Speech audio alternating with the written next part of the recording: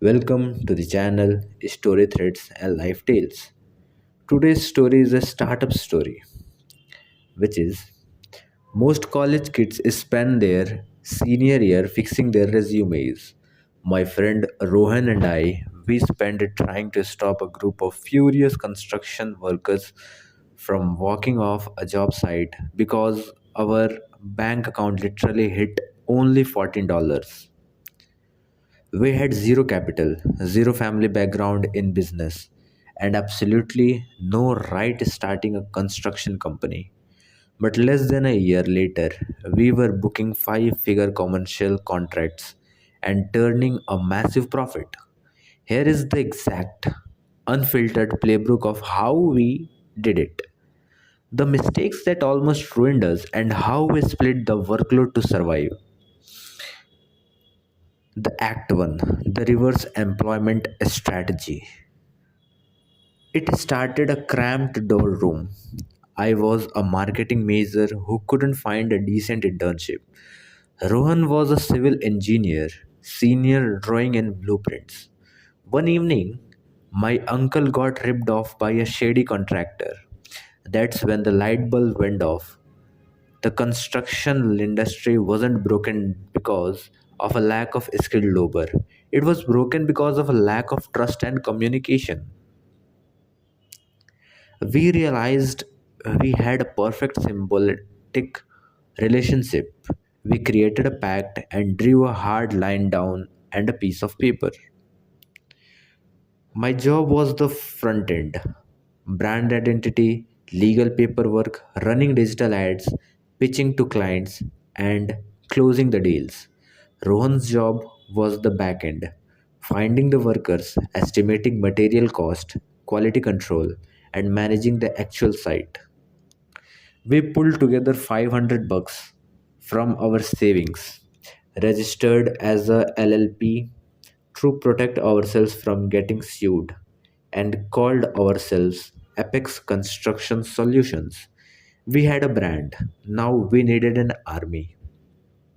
The Act 2, the no money infrastructure. While I was building a website and printing flyers, Rohan was playing the long game.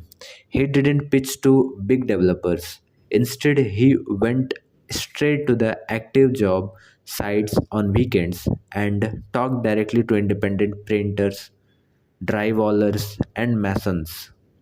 He found a massive pain point. The workers were incredibly skilled, but they hated chasing big contractors for their money.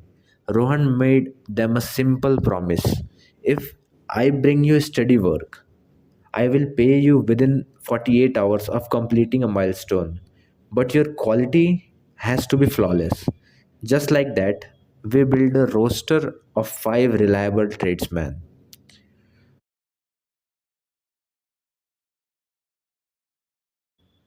Meanwhile, I flooded local Facebook groups and Nextdoor apps.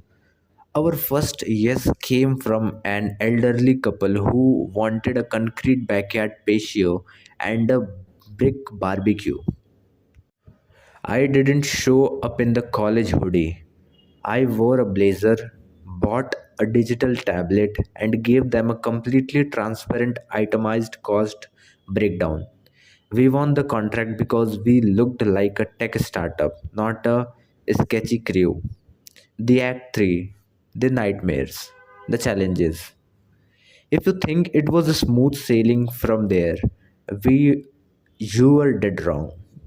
This is where the story gets ugly.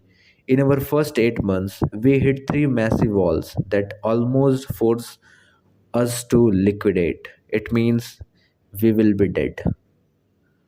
On our second major job, a kitchen remodel, the client realized how young we are. He refused to talk to me, calling me a kid and demanding to see the actual boss. How we fix it? We stopped trying to blend in. We learned into it. I instituted a weekly progress report, a highly professional PDF sent every Friday at 4 p.m. sharp. detailing milestone and material cost. When you over communicate, skepticism dies. It means the trust between you and the customer will break. 2 weeks into a critical retaining wall project for a local cafe, Rohan woke up to an empty site. Our massive machinery crew had ghosted us. A big company has offered them cash in hand for $5 more an hour, and they walked. Concrete mixtures were arriving in 3 hours. How we fix it? Rohan had to jump into a mud himself, manually assisting a backup crew for 14 straight hours. After that nightmare, we implemented written subcontractors agreements with a 10% holding fee, payable only upon satisfactory completion, no contract, no work. This is what kills most contraction startup. During a dual bathroom renovation, I miscalculated the payment schedule.